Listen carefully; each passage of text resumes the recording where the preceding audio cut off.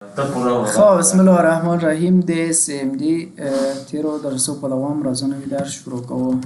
موږ په CMD کې تر اوسه چې زده کړی دي انتقال مو زده کړی دی. نو صحیح ده، کله چې تاسو د یو بل ځای څخه بل ځای ته انتقالوي خو همدغه طریقه ده. کله چې موو ور استعمال کړئ اول موو استعمالوو، اول د واره سورس مشخص کوو چې زموږ فایل چیرې دی، بیا دستنیشن او چې انټر وکړو دغه کار کیږي. سورس فایل چیرې دی، دستنیشن چیرته انتقالوي. مثلا زه راځم د ډي ډرایو څخه یو ویډیو ډیسکټاپ ته کاپي کوم او زه فعلا د پرها په فولډر کې یعنی کاملان په بل ځای کې. نو اول موو استعمالوو، موو کمانډ.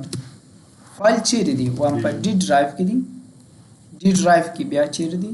ویډیو کې دی. په ویډیو کې د ستوکاسمی په نوم هغه چیرته انتقالوي؟ هغه هم سی ډرایو ته انتقالوم، بیا یوزر ته انتقالوم، بیا دغه فرهاد ته انتقالوم او بالاخره ون ډرایو دی، بیا ریسټاپ دی. چې اوس انټر وکم هغه فایل د ډي ډرایو د پلانکۍ ځای څخه انتقالیږي دغه نوي ځای ته. که چیرې نوي نوم ورکوي هم کولی سي، هم انتقال سي، هم رینیم سي. ګوره و همدلته چې راغلی هغه ستوکاسمی په نامه نه ثبتوم، د ای په نامه ثبتوم او اکسنشن یې هم باید MP4 وي. کولی سي اکسنشن هم ورسره واړوم. ګوره وام اکسنشن یې مثلا چې شي وي ورد فایل UCX ویډیو د هغه ځای څخه انتقال کوم د ورد په شکل. اوس انټر وکم و یو فایل موو سو او دلته ګوره ای ورد فایل راغلی دی. آیا دا ورد فایل په ورد کې خلاصیږي؟ یا دا خو نه خلاصیږي، دا خو موږ او تاسو په پوهیږو چې دا ویډیو دی او تقریبا 30 MB دی. کوم ورد فایل 30 MB؟ دا خو یو ویډیو دی. پلی کېږي د کمانډ له لارې. خو دغه باید سم کو. اوس راځو هغه فایل رینیم کوو. موږ او تاسو رینیم څنګه کولی شو؟ د رینیم لپاره دوه حل لاره شته. کولی شو د دې ځای سم رینیم کو، یا کولی شو هغه ځای ته مراجعه وکړو بیا رینیم کو. زه هغه ځای ته مراجعه کوم. اول ون ډرایو ته بیا ریسټاپ ته داخلیږو. دلته هغه ای په نامه فایل موجود دی. صحیح شو؟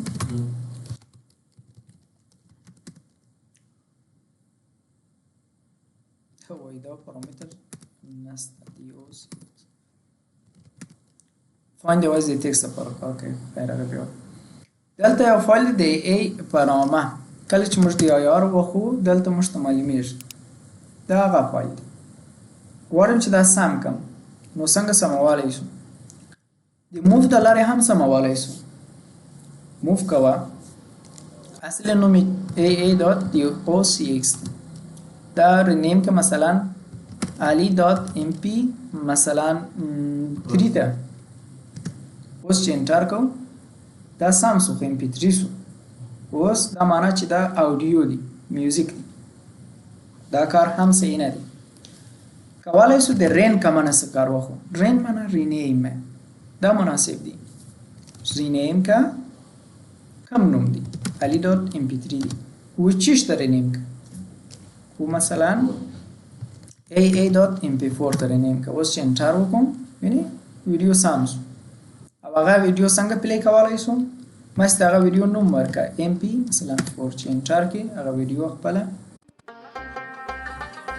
دغه طریقه. صحیح شو؟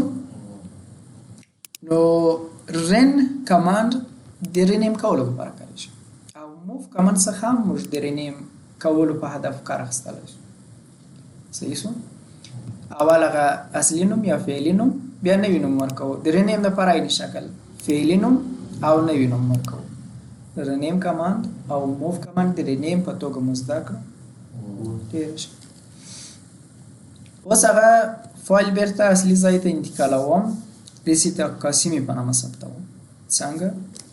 نو دلته موف کمانډ کاروو فعلي نوم یې چی شي دی یعنی چیرته دی پر ډیسکټاپ کې دی کله چې موږ په ډیسکټاپ کې نو یوازې دغه نوم ورکړئ 8 دا چیرته انتقالوم ډي ډرایو ته بیا ویډیو فولډر ته دلته پیسټ کوم د چیش په نامه مثلا سیتو ګورئ کله چې ستاسو په نوم کې سپیس دی مثلا دلته سپیس راځي سیتو فاصله قاسمي لیکم ګورم قاسمي داسې یو کار موږ او تاسو نوس کولی فعلا ځکه دا داسې کمانډ خراب دی یعنی وایي دا یو کار او د بل کار کله چې تاسو سپیس والا نومونه څخه استفاده کوئ هغه نوم باید په ډبل کوتیشن کې وي اوس کولی شو دلته سپیس استفاده کړو نو سیتا فاصله قاسمي او ډاټ ام پی مثلا 4 اوس نو چې انټر وکړو هغه فایل هلته موف شوی دی او د سیتا قاسمي په نامه ثبت شوی دی دا ولې دلته تر اوسه شته ریفریش شوی نه دی چې ریفریش کړو ورک شو زه هلته ګورو نه غواړي چې موږ دلته ګرافیکل خلاص کړو د کمانډ ته لر خلاصوم ایکسپلورر کا ماته ډي ویډیو فولډر چې انټر کوم هغه ځای موږ ته خلاصیږي د سیتا قاسمي په نامه دا د ویډیو ثبت شوی دی هم انتقال سمره نیم سو دوا کار بیا وکړو کولی شو سره ورته فایلونه په دغه طریقه کاپی و پیست کړو او همچنین داسې یا رنیم کو ګر سره ګوره مثلا تاسو ته مهم دي چې په یو فولډر کې میوزیک دی مثلا دغه موزیک دی دغه موزیک زه نه غواړم چې دا چاته پلی سي خرابوم یو حل لاره دا دی چې یو راسته کلیک وکړو دلته MP3 خراب کړو یو حل یا بیخي زور غواړي د کمانډ ته لرې اول باید هغه فولډر ته موږ وارسو هغه فولډر چیرې دی په ډي کې دی سی میوزیک دا دی موږ فعلا په هغه فولډر کې وو دغه فایلونه هم په هغه ځای کې دي وایم رینیم یې کړم ټول فایلونه په چش کې ستر علامه کې یعنی ټول شیان هغه شیان چې MP3 دي ټول فایلونه رینیم کړه هغه شیان چې MP3 دي و چیش ته رینیم کړه هغه نومونه باید وي نومونه ته کار مه لره مثلا که چیرې علي دي نوم یې علي وي کله چې رینیم کېږي خو پاسورډ یې چینج کړه مثلا چیش ته ورو چې ګر سره خراب سي TXT ته ورو چې انټر وکړو اوس دا فایلونه ګرځه ټیکسټ ته واوښت هغه نومونه دي ګورم نوم یې نه ده چینج شوي خو اکسټنشن یا پاسورډ ټیکسټ اوس ټول خراب شو نه پلی کېږي د پلی وار نه دی او دا څنګه بیرته سمولی شو بیرته د رینیم کمانډ څخه د فایل فعلي نومونه کوم هغه نومونه وساتل شي هغه چې ټیکسټ دي هغوی بیرته MP3 ته واړول شي اوس نو هغوی بیرته سم کولی شو د کمانډ ته لرې داسې یو عمل ترسره خو دلته یو بله کمانډ لرو د ایګو په نامه ایګو د چیز لپاره استفاده کیږي د ویلو لپاره یا د پرینټ کولو لپاره کله چې تاسو د ایګو کمانډ څخه کار اخلئ معنا یو شی راته پرینټ ایګو های دا بیا درته های پرینټ کوي ګوره ایګو مثلا علي پرینټ کوي ایګو مثلا this is my computer نو هغه شی تاسو پرینټ کیږي ایو کمانډ یوازې د پرینټ کولو لپاره کاریږي او دا مستقیما دلته نه هغه وختونه کاروه مثلا او کچيري پلانکي ځای کې او فایل موجود وو ماته دې یو شی وایي یو کوم مثال کار کوم خو دا شان دی وایو if exist مثلا دی ویدیو ایگو مثلا yes brother this time unscripted دا زیاتره په سکرپټ لیکنه کې کاریږي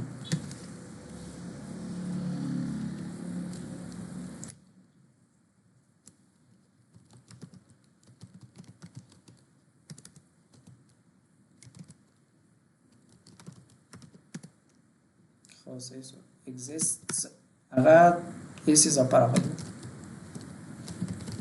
مثلا هم که چیرې موجود دی په ډي ډرایو کې ویډیو چې تقاسمي ته ماته ووایه yes it is اوس وایي yes it is بله سته. د هغه ایګو څخه په دغه شرایطو کې کاریږي تقریبا. که چیرې نه و مثلا او هم که چیرې نه و. if not exist دغه فایل ماته وایه it's not there هلته نسته. اوس ماته نه وایي چې هلته نسته ځکه هلته شته. خو خیر هغه سره بیا کار کوو. ایګو هدف ایګو یو متن پرینټ کوي. هر شی چې ورکړو هغه پرینټ کوي موږ ته. یو بله کمنټ دی چې موږ کولی شو د هغه کمنټ په مرسته سره د کمپیوټر معلومات وګورو. کمپیوټر ټوله معلومات سیستم انفو په نام سیستم انفو چې ولیکې انټر کړي دا بیا ګورئ انتظار کوي تر څو چې دغه انفورمیشن تاسو ته پیدا کړي. دا معلومات د هاستنیم مثلا فراد پی سی دي او اس یې داسې شی دي بیل د ټوله معلومات تاسو ته راغلي. زون رام د وای فای په باره نیټورک کارتونه ویرچوال هغه کارتونه ویرچوال کارتونه د وی ام وی آر د لارې سوي دي. هغه مجازي ماشین پر انسټال دی. پروسیسر معلومات دلته دي. یو پروسیسر انسټال دی. ډېر مهم معلومات تاسو ته راغلي. ایمیل پاسورد نه نور خو دغه دی. تاسو کولی شئ د دې کمنټ ته لاندې معلومات راوړئ. دلته وایي اورجینال انسټال ډیټ په دغه تاریخ باندې وینډوز انسټال شوی. پاسورد استاد څنګه پاسورد دلته سیټینګ ته ورسه هلته بیا پاسورد ده نه تاسو یې لای هغه ته بیا رسېږي. دا ستاسو د کمپیوټر ماډل دی. نور وینډوز وایي چېرته انسټال دی هم د هغه معلومات څو دلته بایوس ورژن دغه دی. زما کمپیوټر په 2021 کې جوړ شوي. دا هم دی دغه بایوس ورژن نو دغه معلومات په دې کې مهم دي. پر کمپیوټر کې ران کولی شي. پوښتنه مشکل سته نور